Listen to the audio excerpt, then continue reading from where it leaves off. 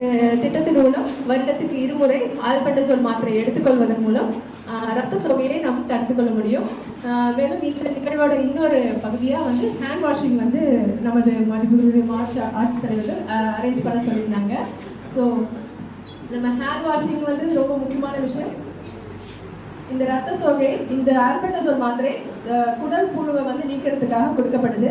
So அது வந்து மண்ணிலிருந்து நம்ம விளையாடும் போது நகத்துல இருக்கிற கிருமியால் ஏற்படுறதுனால முதல்ல நம்ம சாப்பிட்றதுக்கு முன்னாடியும் மண்ணில் விளையாண்டாலும் இல்லை வந்து கழிப்பறை யூஸ் பண்ணதுக்கு அப்புறமும் இந்த கை கழுவுற பழக்கத்தை கொண்டு வரணும். ஸோ ஃபர்ஸ்ட் சோப் எடுத்துக்கணும்.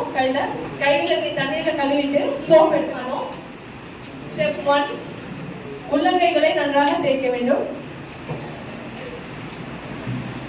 ஸ்டெப் 2, புறங்கை 2 கையோட பின்பகுதியையும் தேய்க்க வேண்டும். 2 கையிலையும் தேய்க்கணும். ஸ்டெப் 2.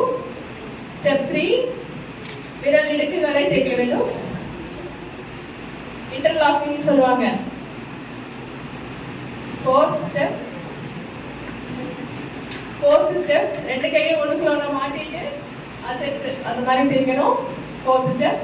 5th ஸ்டெப், கட்டை விரலை சுத்தி தேய்க்கணும். 6th ஸ்டெப், நகத்தோட நுனிகளை தேய்த்து கழுவ வேண்டும். 7th ஸ்டெப், மணிக்கட்டுகளை தேய்க்க வேண்டும். மாத்தி 2 கையிலையும். அவ்வளவுதான் 7 ஸ்டெப். அதுக்கப்புறம் வாட்டரை ஊற்றி கை கழுவிக்கணும். ஸோ ஸ்கூல்லையும் இதை சொல்லி தருவாங்க.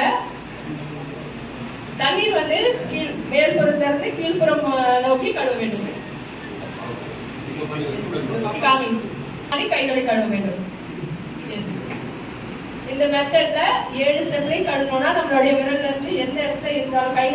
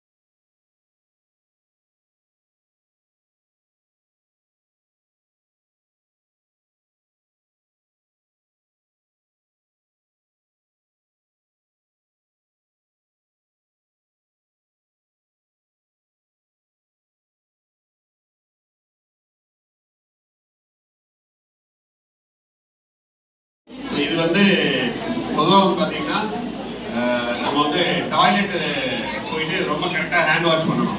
இல்லைன்னா இது வந்து கையில் வந்து அதனுடைய முட்டைகள் வந்து ரொம்ப சின்ன சின்னதாக ஓடிட்டு இருக்கும். நம்ம முட்டைகள்லாம் சின்ன சின்னதாக ஓடிட்டே இருக்கும். தரையில் விளையாடிட்டு வரும் இல்லையா குழந்தைங்கள்லாம், சின்ன குழந்தைங்கள்லாம், அப்போ அந்த தரையிலேயே ஓடிட்டு இருக்கும். ஸோ அது வந்து ரொம்ப நம்ம திருப்பி போய் திருப்பி இது பண்ணிட்டே இருக்கும். ஒரு சாதாரணமாக கையில இருந்து வாயில திருப்பி ட்ரான்ஸ்மிட் ஆகி போயிட்டு இருக்கோம். நம்ம சாப்பிடக்கூடிய சாப்பாட்டில் இருக்கக்கூடிய முக்கிய சத்துக்கள் எல்லாத்தையும் இந்த குடற்புழுக்கள் வந்து எடுத்து சாப்பிடுவோம் அப்படிங்கிற காரணத்தினால தான் இதை நம்ம செய்ய சொல்றாங்க. ஸோ இப்போ சாப்பிட்றது கஷ்டமா இருக்காது, நிறைய தானே இருக்கு, சாப்பிடுங்க. வீட்டில் இருக்கக்கூடிய பெண்கள் பெரியவங்க வரையும் சாப்பிடலாம். 30 வயது வரை இருக்கக்கூடிய பெண்கள் எல்லாரும் சாப்பிடலாம். ஸோ அது எல்லாத்தையும் கொடுப்பாங்க, கொடுக்குற எல்லாரையும் வீட்டில் எல்லாம் சாப்பிடலாம். Okay, thank you.